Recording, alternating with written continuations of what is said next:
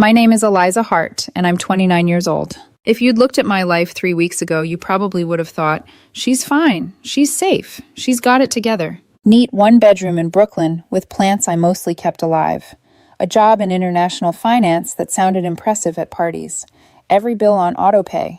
A retirement account I actually contributed to, even when it meant saying no to YOLO weekends in Miami that my friends plastered all over Instagram.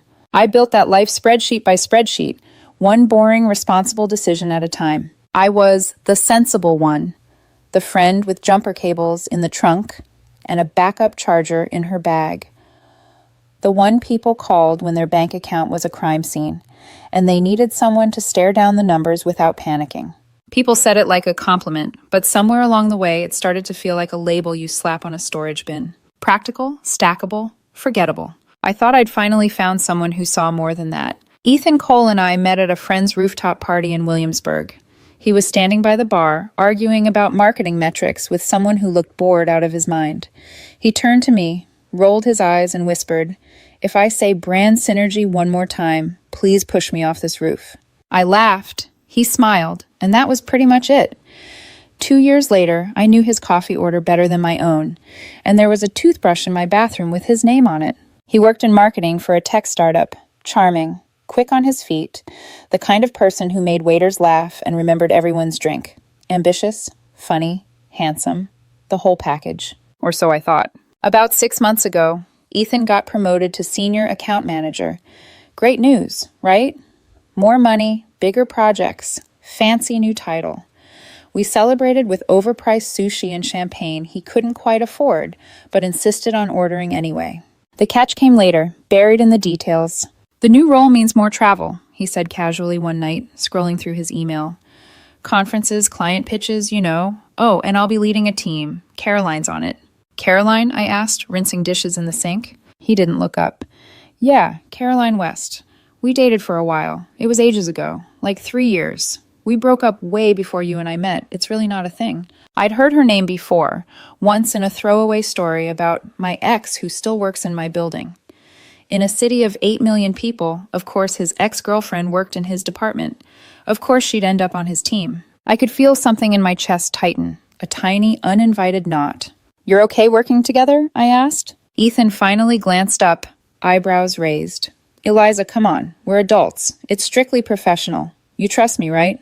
There it was, the test. "I trust you," I said, because I did, or at least I really, really wanted to. The first few trips were easy enough to swallow. 3 nights in Chicago, 4 days in Denver. He'd text me from the hotel bar, send blurry photos of whatever sad room service burger he'd ordered. We'd FaceTime before bed. He'd complain about red-eye flights and boring panels. Caroline was a name, not a presence. Then the trips got longer. A week in Austin, 10 days in London. The text turned into quick, "Sorry, exhausted, talk tomorrow?" Messages. FaceTime calls got replaced by red receipts and the occasional heart emoji. I told myself not to be that girlfriend, the one who polices every notification and turns every delay into a conspiracy. I'd spent years being the chill, low-maintenance partner. I wore that like armor. Whenever my stomach flipped at the mention of Caroline, I smoothed it over with logic. They work together. He loves you. You're not a teenager. Trust is sexy. Insecurity is not. Meanwhile, my own career was doing something I hadn't expected. It was trying to drag me out of my comfort zone. I work in international finance, mostly managing portfolios for high net worth clients. I'd been on a solid, if slow, track at my firm, the kind of path where you blink and 10 years go by, and you're still next in line for something. Then the Dubai offer landed in my inbox. Vice President, 40% salary increase, expat package, housing stipend, company car, a chance to help build out the Middle East division from the ground up. It was the kind of offer people fantasize about and never actually get. I forwarded the email to Ethan with a dozen exclamation points and a, "Can you believe this?" He replied, "Wow, that's big. Congrats, babe. But Dubai?" Then a second message. "You know I can't move. My career is finally taking off here." We talked about it that night, or rather, I tried to. "I mean, we could at least explore options," I said. "Transfers, remote work, even doing long distance for a bit until we figure it out." He kissed my forehead. Eliza, you hate long distance. And my promotion is here. My clients are here. My connections are here. You're killing it in New York, too. Why blow up our life for some flashy title and tax-free salary in the desert? Flashy title. The way he said it stuck with me. I turned the offer down. Once, then twice, then 3 times. Every time my boss, Richard, would say, "Are you absolutely sure? Roles like this don't come around often." And every time, I'd picture Ethan rolling his eyes at brand synergy and the way he'd look at me across a crowded room like I was the only one there. I'm sure I'd lie. By the time his Austin trip rolled around, something in our relationship felt off. I couldn't name it, but I could feel it, like when you walk into a room that smells like smoke before you see any flames. He was gone for 5 days. The first night, he called from the hotel, Caroline's laughter faint in the background. "Team drinks," he said. "I'll call you properly tomorrow, okay?" Tomorrow never came. Not really. A couple of check-in texts, a photo of a conference badge, radio silence after 11 p.m. When he got back, he was extra affectionate. Flowers, takeout from my favorite Thai place, a new mug with VP printed on it in gold letters. "Manifesting," he'd said with a grin. Something in my chest tightened again, but instead of listening to it, I kissed him and pretended everything was fine. 3 weeks ago, on a Tuesday night, we were at our favorite Italian spot in the West Village. Tiny place. Too many tables crammed into too little space, candles and old wine bottles, waiters who knew our order by heart. I'd been trying to bring up the Dubai offer again for days, but every time I started, Ethan would groan about jet lag or say, "Can we not talk about work right now?" That night, I decided to stop asking for the perfect moment. As the waiter set down our plates, his carbonara, my mushroom risotto, I took a breath. "Hey," I said, twirling my fork, just for something to do with my hands. "I need to talk to you about something important." He didn't look up. If this is about my leaving socks on the couch, I plead exhaustion. "It's about Dubai." That got his attention. His fork clinked against the plate. "Eliza, I already told you, I can't move." "I know," I said, keeping my voice even, and I've respected that. I've turned it down 3 times, but it's a 40% raise, Ethan, a VP title, the kind of experience that changes everything for my career. I don't think we can ignore it forever. He leaned back, arms crossing over his chest. Not everything is about money and titles. The way he said it made it sound like ambition was something I should be slightly ashamed of. "That's not what I'm saying," I replied. "I'm saying maybe we could look at options. Maybe you could talk to your company about a transfer, or we could do long distance for a year and see how it goes. So the options are, you get everything you want right now, and I just figure it out?" He cut in, a sharp edge in his voice. "Do you hear how that sounds?" I set my fork down, my appetite dissolving. "I'm trying to talk about compromise. That's not the same thing." He took a long sip of his wine, eyes narrowing slightly, but like he was gearing up for a closing argument. "That's not fair," I said, heat rising under my skin. "I have supported you this entire time. I've rearranged my life around your schedule. I've turned down my own opportunities to keep us in the same city. All I'm asking is that we sit down like adults and figure out if there's a version of this where we both win." He stared at me for a moment, then shrugged. "Okay, since we're being honest," he said. "I have another trip next month. 2 weeks in Seattle. Huge client. And yeah, Caroline's going to be there. It's non-negotiable. This is my career, Eliza. I need a partner who's secure enough to handle that." The restaurant noise blurred into a dull roar. My heart thudded in my ears. "I didn't say you couldn't go," I managed. "I've never said that." "You didn't have to," he shot back. "The way you talk about it, the way you get quiet every time I mention her, I can feel it. If you can't handle me traveling with my ex for work, then maybe we're just not compatible. I need someone who trusts me." There it was, the line. For a second, I felt this urge to argue, to list every late-night silence, every half-answer, every time he'd made me feel crazy for asking basic questions. To scream that trust isn't a blank check you write to someone who keeps forgetting to cash it honestly. Instead, something else happened. Everything went very, very still. I looked at him, really looked at him. The man I had been planning a future with. The man who could turn my concerns into character flaws faster than I could finish a sentence. The man who had just told me, in the softest possible way, that his ex-girlfriend and his career were non-negotiable, but my dreams were negotiable if they inconvenienced him. And suddenly I wasn't angry. I was done. I felt my mouth curve into a small, genuine smile. "You're right," I said quietly. "If we're not compatible, we're not compatible." He blinked. "What?" You're right, I repeated, picking up my fork again. My hands had stopped shaking. Thank you for being honest. Ethan stared at me like I'd started speaking another language. Eliza, that's not... I twirled a forkful of risotto and took a bite. It tasted like nothing and everything at once. The rest of dinner was excruciating. He kept trying to reframe what he'd said, to soften it, to backpedal without actually taking any of it back. I didn't mean you're the problem, he insisted at one point. I just meant we need to be realistic about what we can handle. Totally, I said. We should always be realistic. We walked back to my apartment in near silence. At my door, he leaned in to kiss me. I turned my head just enough that his lips brushed my cheek instead. He frowned. We're okay, right? I looked up at him, memorizing the question in his eyes, the way he already assumed the answer would be yes. We're honest, I said. That's a start. I went upstairs alone. The next morning, my alarm went off at 6:45. For once, I didn't hit snooze. I lay there for a minute, staring at the ceiling, hearing Ethan's voice in my head. If you can't handle me traveling with my ex for work, maybe we're not compatible. Okay, I thought. Then we're not. At 7:02 a.m., I scrolled to Richard's contact and hit call. He picked up on the second ring, sounding far too cheerful for that hour. Eliza, to what do I owe this honor? Don't tell me you're changing your mind about Dubai just to turn me down a fourth time. I took a breath and felt something heavy unhook inside my chest. I'm not turning it down, I said. If the offer's still on the table, I'm in. There was a beat of stunned silence, then a laugh. Are you serious? I'm serious. Good, he said. I could hear the smile in his voice. Welcome to the VP Club. We'll need you in Dubai in about 2 weeks to start the transition. I'll have HR send over the updated package today. When I hung up, my hands were shaking, not from fear, but from the sudden, dizzying realization that I'd just chosen myself over someone who wouldn't even meet me halfway. Outside my window, Brooklyn looked exactly the same. Same brick buildings, same gray sky, same traffic hum. But for the first time in a long time, my life did not. I didn't tell Ethan I'd accepted the job.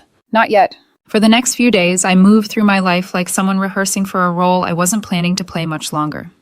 I went to work, smiled in meetings, pretended the word Dubai didn't suddenly glow neon in my inbox every time a new email from HR came through. In between spreadsheets and client calls, I was filling out visa forms, sending documents, Googling neighborhoods with marina views at 2 in the morning. At home, I started with the easy things.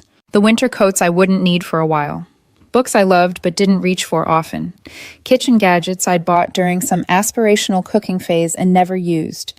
I ordered moving boxes and packing tape, told my landlord I'd be breaking the lease, and scheduled a call with a relocation specialist my company recommended. Ethan texted me memes and blurry photos from the office. I answered, but my replies were shorter. Not cruel, just measured. He didn't seem to notice. One night, my older sister, Natalie, FaceTimed me. She's the opposite of me in almost every way. Artist, messy bun, always half falling out. Paint on her hands more often than not. Okay, what's going on? She said without preamble as soon as her face appeared on my screen. I blinked. Hi to you too. She tilted her phone so I could see her studio. Canvases leaning against every wall. Eliza, you've used more exclamation points in your texts this week than you have in the last 5 years. And you keep saying big changes and then following it with a skull emoji. That's serial killer behavior. Start talking. I hesitated, then exhaled. I took the Dubai job. Natalie's eyes went wide. You what? Oh my God, are you serious? Very, I said. Richard called. It's official. 2 weeks. She shrieked, then clapped a paint-streaked hand over her mouth. Sorry. Okay. This is huge. I'm so proud of you. How did Ethan take it? I stared at the half-packed box on my floor. He doesn't know yet. Her smile faded. Why not?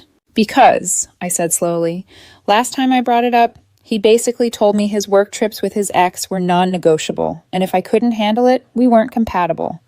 Then he implied I was greedy and unsupportive for even considering it. Natalie's jaw clenched. He said that? More or less, I replied.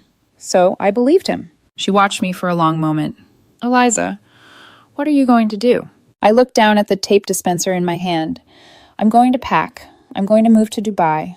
And I'm going to stop pretending I'm okay with being the only one compromising. There was a wobble in her voice when she spoke again. Are you breaking up with him? I don't know if I'm breaking up with him, I said. I just know I'm not staying. Natalie nodded slowly. I love you. and I'm on your side. Just don't let him talk you out of what you already know is right. You do that. You rewrite reality in your head to make people easier to love. I know, I said softly. After we hung up, I sat on the floor between open boxes, my phone buzzing every few minutes with new emails from HR, flight options, housing suggestions, onboarding documents. Ethan sent me a selfie from some team happy hour. Caroline's blonde hair, a blur somewhere in the background. Wish you were here, he wrote, followed by a winky face. For the first time since I'd known him, I didn't feel a pang of jealousy. I felt tired. 10 days after that dinner in the West Village, he showed up at my apartment. It was a Saturday afternoon, gray and damp, the kind of day that made Brooklyn feel like it was perpetually holding its breath. I was in leggings and an old college sweatshirt, hair piled on top of my head, sitting in the middle of my living room surrounded by half-filled boxes. There was a knock at the door. I checked the peephole, saw his familiar face, and felt my heart do a strange, muted little flip. I opened the door. Hey, he said, leaning in for a kiss. I turned my head so it landed on my cheek. Hey. He stepped past me and stopped dead. Whoa. He looked around, taking in the towers of cardboard, the stripped bookshelves, the labeled boxes stacked near the hallway.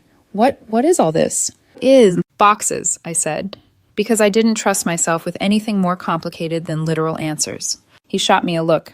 I can see that. Are you redecorating? Moving stuff to storage? I picked up the roll of tape and peeled off a strip. The sound sliced through the silence. I'm moving, I said. He laughed, a quick, nervous bark. Yeah, I got that. Moving where? Upstairs? Is there some secret penthouse life you haven't told me about? To Dubai. The word hung in the air between us like a dropped glass. Ethan's smile froze. What? I sealed the box and pressed down on the tape. I accepted the VP position. I leave in 4 days. His face went through 5 different emotions in the span of a heartbeat. Confusion, disbelief, anger, something that looked a lot like hurt, and finally, indignation. You accepted. Eliza, we were going to talk about that. We did talk about it, I said quietly. At the restaurant. You told me your trips with Caroline were non-negotiable, and if I couldn't handle it, we weren't compatible. So I made a decision that doesn't require you to compromise at all. That's not what I meant, he snapped. You're just, upending our entire life over one argument? Over a promotion? It's not just one argument, I said. It's months of you making me feel crazy for having basic boundaries. It's you telling me your career and your ex-girlfriend's presence in it are more important than having a real conversation about our future. It's me turning down opportunity after opportunity because I thought we were building something together, and you acting like I'm selfish for wanting the same thing you do. He ran a hand through his hair, pacing between the boxes. You should have told me you were actually considering it. We could have... I did tell you, I cut in. You shut it down. You made it very clear where I fit on your list of priorities. He stopped pacing, chest rising and falling. So what? You're just ending things? Throwing everything away because I said something stupid when I was stressed? You didn't just say something stupid, I replied. You said something true. You told me who you are when your plans are threatened. I'm just listening. He stared at me, eyes glinting. Eliza, I love you. We have 2 years together. You can't just pack up and disappear because you're mad about my job. I felt a sharp, bitter laugh bubble up and forced it back down. This isn't about your job, I said. This is about trust. His mouth opened, ready to deliver the same speech he always did about how I needed to be secure, how adults could be friends with their exes, how jealousy wasn't attractive. I held up a hand. Actually, I said, my voice shaking slightly, since we're finally being honest, I have a question. And I need you to answer it without lying to my face. He swallowed. Okay. The Austin trip, I said. Did you sleep with Caroline? The silence that followed wasn't the surprised, offended kind I'd been bracing for. It was the kind that drops into a room when everyone already knows the answer. Ethan looked away first. Eliza, he started. Yes or no, I said. Did you sleep with her? His shoulders slumped. When he looked back at me, his eyes were wet. It was one time, he said hoarsely. We were drunk. It just happened. It didn't mean anything. I felt sick about it afterward, I swear. I was going to tell you, I didn't want to lose you, and then things got busy, and... Stop, I said. He blinked. Just let me explain. Stop, I repeated, louder this time. Do you hear yourself? You slept with your ex-girlfriend on a work trip. You came home, brought me flowers, bought me a VP mug as a joke, and then you spent months making me feel unreasonable for even asking about her. And you want points because you felt sick about it and were thinking about telling me? His face crumpled.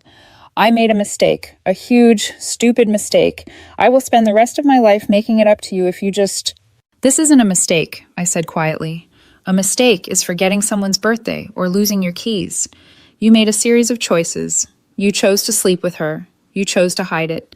You chose to gaslight me every time I got close to the truth. Tears blurred my vision, but my voice stayed steady. You chose you, I said, over and over again. I'm just choosing me back. He stepped closer, reaching for my hand. I took a step back. Please, he said, his voice cracking. Don't do this. I'll quit. I'll ask to be taken off her accounts. I'll move to Dubai with you. I'll do whatever you want. Just don't walk away from us because of one night I wish I could take back. You're not hearing me, I said. There is no us if I can't trust you. There's no version of our future where I pretend this didn't happen and go back to being the cool, chill girlfriend who smiles and waves while you accidentally fall into bed with your ex on business trips. He flinched like I'd slapped him. Eliza, I'm not asking you to fight for me, I said. I'm asking you to leave my apartment. The words hurt coming out. They also felt like pulling a splinter that had been buried under my skin for months. For a second, I thought he was going to refuse. I saw the stubborn set of his jaw, the part of him that believed, if he just argued hard enough, he could talk me into staying the way he'd talked me into turning down Dubai the first 3 times. Then something in his expression broke. His shoulders sagged. He looked around at the boxes again, like he was seeing them for what they were for the first time. Not a bluff, not a threat, but a decision made without him. Okay, he whispered. He walked to the door slowly, like each step hurt. With his hand on the knob, he turned back. For what it's worth, he said, voice rough, I really do love you. I swallowed hard. For what it's worth, I replied. I believe you. I just love myself more than I love your apologies. He flinched again, then opened the door and stepped into the hallway. I closed it behind him and slid the deadbolt into place with a soft, final click. For a long time, I just stood there, forehead resting against the cool wood, listening to the echo of his footsteps fade down the stairwell. My phone started buzzing on the coffee table, his name flashing over and over and over again. I wiped my eyes on the sleeve of my sweatshirt, walked past it, and picked up the tape gun instead. There were still so many boxes to pack. The next 3 days were chaos. Not the dramatic kind. No screaming matches, no shattered glass, no dramatic monologues. Just the relentless, exhausting kind where everything seems to happen all at once. Movers calling, HR emailing every hour, my landlord reminding me about the lease break fee, my sister sending me hourly check-ins disguised as memes, my relocation specialist scheduling a dozen appointments, and Ethan calling, over and over, 47 times. I know because I counted. He texted too. Paragraphs, apologies, confessions, promises, pleas, screenshots of a quit letter he claimed he'd typed, but hadn't sent yet. I didn't open most of them. The few I did read were variations of the same tragedy. I'm sorry. I'll change. I can't lose you. It meant nothing. I love you. Please. My friends split neatly into 2 camps. Camp 1. Hear him out. My sister Natalie, my coworker Lucas, even a couple of our mutual friends. Closure is healthy, Natalie argued. People can grow, Lucas said. You don't have to forgive him, but maybe don't ghost him. Camp 2. Block him yesterday. My college friend Mia, my mentor at work, and my cousin Elise. Cheaters don't change, Mia said flatly. You already know everything you need to know. Both sides had a point, but the truth was simpler. I wasn't angry. I wasn't vindictive. I was done. I had spent months turning myself into knots trying to understand Ethan's moods, his silences, his shifting boundaries, his insistence that everything wrong in our relationship was somehow a reflection of my insecurities. Now that the truth had surfaced, the tension that had been living under my ribs finally dissolved. My gut, the same gut I had kept shushing like an unruly child, was quiet for the first time in months. So when my phone buzzed for the 8th time before noon on the morning of my flight, I didn't flinch. I turned it face down on the counter, zipped up my final suitcase, and called my rideshare to JFK. The call from the terminal. I was sitting in the Emirates lounge, watching a forest of planes taxi across the wet tarmac when my phone buzzed again. Unknown number. I almost ignored it. until a gut feeling made me swipe. Eliza? His voice was thin, shaky, small. It's me. I closed my eyes. Ethan, how did you get this number? I'm at JFK. My stomach sank. Ethan, I saw your Instagram story, he rushed out. The suitcase, the coffee, the boarding pass holder, and Mia let it slip that your flight's at 3. Please, just talk to me. 5 minutes. That's all I'm asking. I stared out the enormous window at the A380 parked at Gate 7. Sunlight glinted off its wings, turning the metal gold. My new life. My choice. What do you want to say? I asked. There was a shaky inhale. Everything. I want to say everything I should have said months ago. That I'm sorry. That I screwed up. That I was selfish and scared and didn't know how to admit it. That I've quit my job. That I'll cut Caroline out of my life completely. That I'll do therapy. That I'll do anything, if you'll give me another chance. I swallowed. Ethan? No, wait, just please, listen. I can't lose you, Eliza. I know you think I don't deserve you, and you're probably right, but You're right.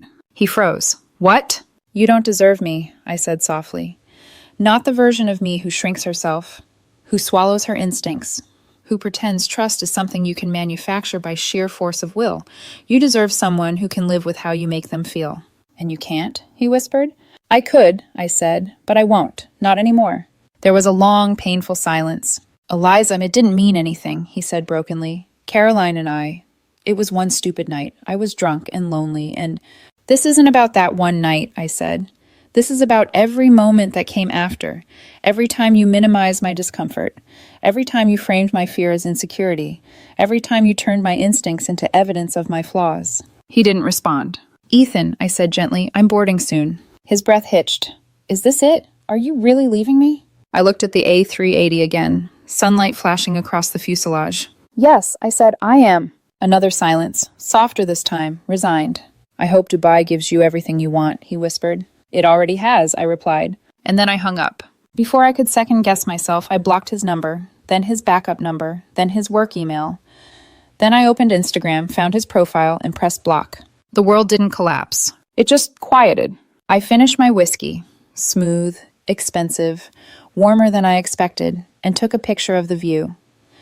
My plane framed against the runway, sunlight burning along its spine. I posted it to my story with a simple caption. New chapter, VP life in Dubai. I didn't tag anyone. I didn't need to. 2 weeks later, the first update. Dubai was heat and glass and light. My new apartment overlooked the marina, sleek towers rising out of the water, yachts drifting like careless thoughts. My company car waited for me in the garage. My onboarding schedule was packed, my calendar full, my jet lag brutal. And I loved it. The work was intense, high stakes, fast-paced. Exactly the kind of challenge I didn't know I'd been craving until I had it. One afternoon, 2 weeks in, my phone rang. It was Mia. Hey, she said cautiously. I know you don't want to talk about it, but Ethan's not doing great. I leaned back in my office chair, watching sunlight scatter across the skyscrapers. Mia, I'm not responsible for Ethan's choices anymore. I know, she said. I just thought you should know. How's Caroline? I asked. A pause. She's fine, Mia said. She's been dating someone else for over a year. The Austin thing was nothing to her. I exhaled slowly. So that was the real heartbreak for him. He'd burned down a 2-year relationship for one drunken night with a woman who didn't even want him. He lost everything, and not for love, but for ego. I didn't feel triumphant. I didn't feel vindicated. I felt sad. Not for the relationship. For the version of myself who wanted so badly to believe in him that she erased her own shadow to stand in his light. But sadness isn't the same as regret. Not even close. Final update. 3 weeks in. I've gone on 3 dates since arriving in Dubai. Nothing serious, just coffee and conversation. A French architect, a Lebanese consultant, an American teacher who said dude too often, but had kind eyes. I'm not trying to fall in love. I'm just trying to remember how it feels to be seen without being diminished. At work, Richard pulled me aside yesterday. You're exceeding expectations already, he said. If this continues, we may want you leading the entire Middle East division within 18 months. 18 months. In New York, I'd still be politely waiting my turn. Last night, I stood on my balcony, watching the water ripple under the city lights. For the first time in years, I wasn't planning my life around someone else's boundaries. My world felt bigger, not smaller. I thought briefly about Ethan, his last message before I blocked him. I hope it was worth it. I smiled at the skyline, the warm evening breeze brushing my skin. It was. Not because of the money, not because of the title, not because of the view, or the prestige, or the adventure, but because I finally chose myself. I finally listened to the voice I kept silencing for the sake of being chill and reasonable. I finally believed the truth he kept showing me. And once you learn to choose yourself, there's no going back.